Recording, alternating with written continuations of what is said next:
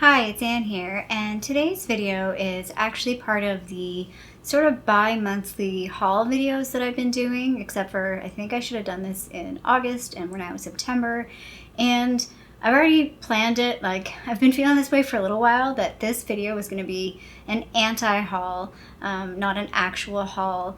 I'm totally forgetting the name of the YouTuber that started anti-hauls, but I will put their name below. I'm not sure if they're still doing a channel. I know they stopped doing their channel. They started again. I'm not sure where they are with that. So anyway, yeah, this is going to be an anti-haul. I'm putting it out there right now that I'm going to be pretty negative and pretty blunt on certain things. You may like these products. You may want these products. This is just an opinion. This is just me feeling a little saucy and wanting to talk about stuff that I'm just not interested in, and I don't know what's going on. I think it's me. I think it's me, not the makeup. But anyway, I think I have like around 10 items in total. The majority are definitely things that I'm like not digging. I have about 3 or 4 items that I'm like, I have interest, or I can see, I think they're good. I just may not want them myself, but I definitely can see they're good. So I'd say about 6 of them are on the no-go, and then I have 4 items that are in the positive. So it won't be a totally negative video, but we're going to start off with like the duds. So the first thing that I want to talk about, and this was kind of one of the key things that I'm like, I got to talk about this, although I'm not the only one that's talking about this. It is the Too Faced, what do they call the actual name of this? The Too Faced Pumpkin Spice Second Slice Palette. Like, when I saw the preview of this, I was just like, what? And I talked about, so I'm at my quota for palettes. I'm over my quota for palettes. And I was like, but if Too Faced comes out with like a tin one, because I kind of slightly regret getting the cinnamon bun one, or not getting the cinnamon bun one. I think I might like that one. And I think I can still get it. I think you can get it at like Nordstrom Rack or something like that. And I think you can still get it here and there. But anyway, I was like, that's going to maybe push me over because I might want whatever they're releasing. I do not want this. I have no desire to get this, and I don't even recommend it to anybody. I've watched a few reviews on this.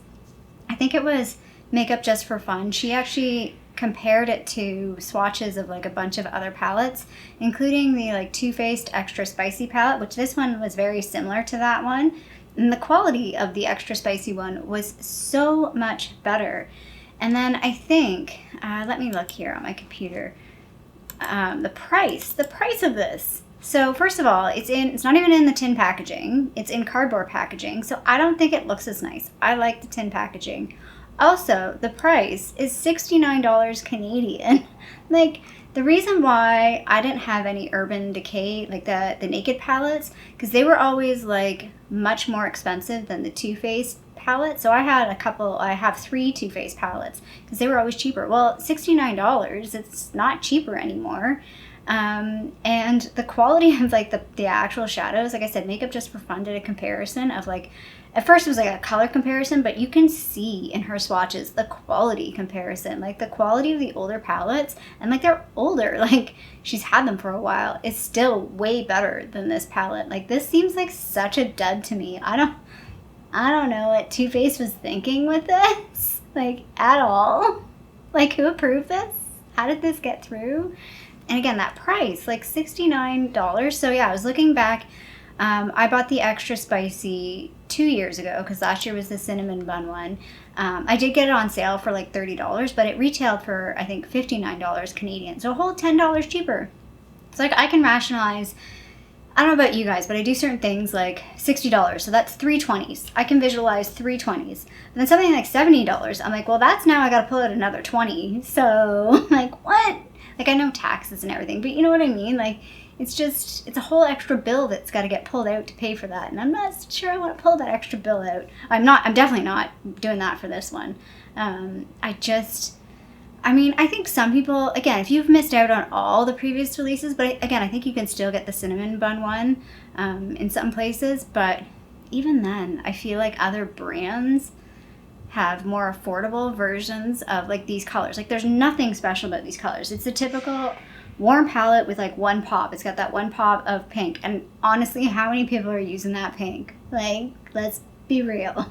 The next item is kind of twofold for reasons why I don't want it, and related to the Too Faced one is the price. So the next item is the Danielle Myrick's Lightwork 4, I think, Transcendence palette. It is $170 Canadian. Wow, that's a lot of money. That is a lot of money. Some of the shadows do look really nice in this. Like on swatches and some of the reviews I've seen.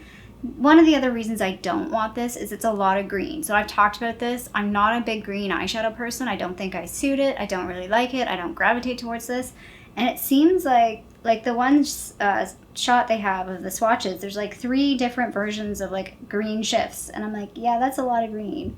And there's at least like 3 other shades that have green. Like there's Sixth Sense, Out of Body, Heaven, Zen, Trippy, Escapism. Like there's just too many for my personal preference that are green. Also, this palette's got like some interesting things, but it also seems really finicky. Like I've talked about this recently. I've been really busy lately, and ain't nobody got time to do these really fun, cool looks. At least I don't right now. I just need something simple and easy so I can get out the door or like get started with work if I'm working from home, or like do whatever it is I need to do. I don't have time anymore to really fiddle with this, at least not that much, and not $170 worth of fiddling. I already have enough. Like I have a few Cleona shadows. Also, like there was the water ones. You have to use like water, the aquachromes. I'm like, that seems like a lot of work. I rarely get, I'm wearing liquid liner today, and that liquid liner in and of itself, but you're asking me to do like 2 different steps. I'm not so sure I'm down with that. So again, I can see some people wanting this. This one's not a total, like, I feel like the Too Faced one's like, I don't know why anybody would want that. This one, I get why some people would like this, but it is just not for me. Not for me at all. The next thing that I want to talk about is the Tarte Holiday. So again, we haven't really seen a whole lot of this. We've seen, at least, so it's funny because I've been kind of avoiding, I think, a lot of new release stuff. I went back yesterday before filming this to kind of look at Trend Mood's Instagram, see what was released, and I was like, wow, I didn't even know that came out. Oh, I didn't even know that came out, or that's coming out. Like, I had no clue. I'm kind of out of the loop, I think, on a lot of stuff, which is maybe not a bad thing because very little actually, like, impressed me. The Tarte Holiday stuff, I was just like, like, the only thing that kind of interested me was the lip kit. I was like, okay, I could get down with that lip kit, but everything else I'm just like not really into. Like nothing's really jumping out at me. I have a feeling there's that 2 palette set. I have a feeling that 2 palette set's going to be like not good quality. That's my prediction. The top palette, the color scheme of the top palette looks really nice. I feel like the bottom palette, whenever a palette is like a color, like that sort of, it's like that purple, no, it's not purple, what do you call it? Like it's a maroon, reddish, berry, raspberry. I feel like when a palette is like that kind of color, it throws me off because I feel like it contrasts with the actual shadows. I can't really see the shadow color properly because I'm distracted by the palette color. But yeah, I have a feeling those 2 are going to be not good quality. That's just my prediction. I could be wrong. We will see if I'm wrong or not. This is a fun game. It's not like I'm losing or winning anything. It's just like my prediction is those are going to be poor quality. Now they do have the Maneater, I think it's called After Dark palette in this collection. Again, a lot of people have already really said they like that. I like the packaging of this one. I'm not a huge like animal print person, but I feel like this actually does look really, really nice in terms of packaging. I know a lot of people really like this palette. Again, this is a palette I would say is not for me just based on the color story. It's very dark. It's got a lot of like colors that I just don't use regularly. But I can see people like liking this one, and people have said that it's a good palette. So like out of everything, I guess that is being considered as part of the holiday release. It's in the picture with all the other stuff, but everything else I'm just like, like not impressed with any of it. The next thing I want to talk about is the Colourpop Harry Potter crossover. I feel like they've got a couple things going on right now. I'm just like, don't they have something else? Hocus Pocus 2, I think, or something. It's like Colourpop. God, give it a rest. Take a break. You exhaust me sometimes. Yeah, I'm not interested in this whatsoever. I mean, the palette looks kind of nice. I'm just not, like, I like Harry Potter. I've read all the books. I have no idea what house I would be. I guess I'm like Hufflepuff or Ravenclaw. I'm definitely not Slytherin. I don't see myself as Gryffindor, but anyway, I think I would be Hufflepuff or Ravenclaw. Probably Ravenclaw. I don't know. I think that's where I fit, but it doesn't really matter because I don't really care. Like, to me, there's nothing. It's not like I think of something like Care Bears that has, or like Disney. Disney has very iconic graphics, like logos kind of thing, whereas this has just got like names and like, I don't know. I mean, some things work because like Disney does different things. Like the Disney designer thing I thought was really cool. This just seems like, I don't know, it just seems like a cash grab to me. Like, is there a new Harry Potter movie coming out? Is there something that I don't know about that's cool that the kids are talking about these days? Yeah, I'm just not interested in. The one highlighter looks really nice. Like I was looking at the different highlighters. I think this one, I can't remember which one this one was called. Buckbeak maybe? It's a nice color, and the packaging on this one looked really nice too. Like when you close it, it's got a nice little design, but it doesn't, like, there's nothing Harry Potter-ish to me about it. I don't know. And like I said, I don't really care about Harry Potter. Sounds terrible because I know lots of people out there are huge fans. Like, I do want to go to Harry Potter World. I think it'd be really fun to go there and go through that experience. But there's just nothing about this collection that I care about. That seems like, yeah, I really want it. Like, even for the branding, I don't know. There's just something about it that just does not grab my attention. The next one that I want to talk about. So, should have looked this one up. I need to look up the price of this one because it's probably ridiculous. So the next one is the Gucci Floral Palette. I just don't get these. Like, I don't get it. I don't really get why people like it. I mean, I like the actual outer packaging, like the top. I feel like the design on the top is quite beautiful. It's very classic. It's maybe not my style, but I get it. I like it. I like the style of that. But the actual like compact itself with like all that pink space around, like it reminds me of like a Polly Pocket or something. Like, why? Why is there so much extra chunky space around it? Like, and are they expecting, like, are they going to sell inserts? Because they haven't done that yet. They've sold like 2 separate palettes, but are they selling inserts? Or is it so you can like take that out and use this compact for something else? I don't know. I don't get it. And so I did look up the price. In Canada, this palette is $199. Woo! That is a pricey palette. Sorry, somebody's just honking away there. We hear ya. They're just as mad about the price as I am. So yeah, that, like, and again, the shadows, I will say the shadows, I think in this one, I like a little bit better than the previous one that they had. I don't know if I have a picture of the previous one. I do like these shadows. I like the color story in this one. I think it's really pretty, but again, is it $200 worth? I don't know. Seems pretty hefty to me. The next one, this is the last of the, like, super negatives. So promise, we're almost through, like, the super negative, me just dogging on things. This is another situation. I feel bad because I feel like I'm always, like, dogging on one size. I've just never jived with, I haven't bought anything from the brand, so, I mean, it's like when somebody tells you they don't like something, I go, I don't like lobster, and it's like, well, have you ever eaten lobster? Well, no, but I don't like seafood. It's like, well, that's, yeah, if you haven't eaten it, how do you know? But, like, yeah, one size, a lot of their branding and a lot of their material, like, their styling, I don't like. But I hear, like, there's a few products that people really like. I think it's the loose powder's really good. I think if you have oily skin, I think they have a lot of products geared towards oily skin that people like. But they've got this, I think it's supposed to be Fantasia crossover. It's a Disney crossover. That palette, is it just me? Why does that palette look like that? It's weird. I don't get it. Again, the highlighter thing is super cute. It's, again, maybe not a color for me, but I like the highlighter thing. I think it's cute. But the palette, I wonder, again, let me look up the price of this if I can see it. If it's on, I think it's on here. One Size by Patrick Star. So the highlighter, oh my god, the highlighter is $47. But it's cute that it's got like the bifold so you can see two different images. That's kind of cute. The palette is $64. Holy moly. Like, it looks like a Morphe palette. Or like a Revolution palette, actually. Let me just put it there. It looks like a Revolution palette.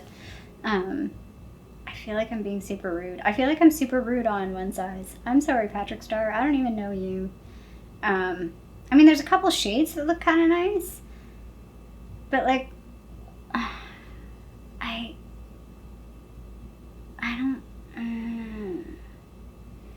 don't really get it. I don't get it.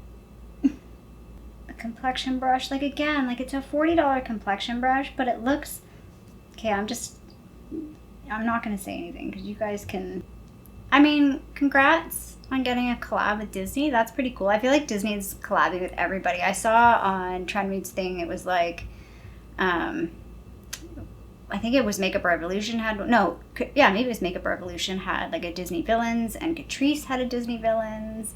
Colourpop has Hocus Pocus 2. Like, Disney is just slapping their name on every makeup thing possible. I think there is a big crossover between makeup people and Disney people. I think there is. Just saying. I think there is a pretty good crossover there.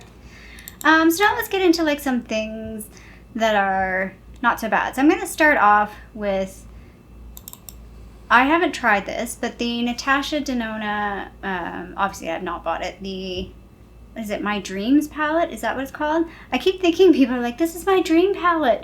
And like, no, that's what it's called. Sorry, what did I call it? It's Natasha Denona.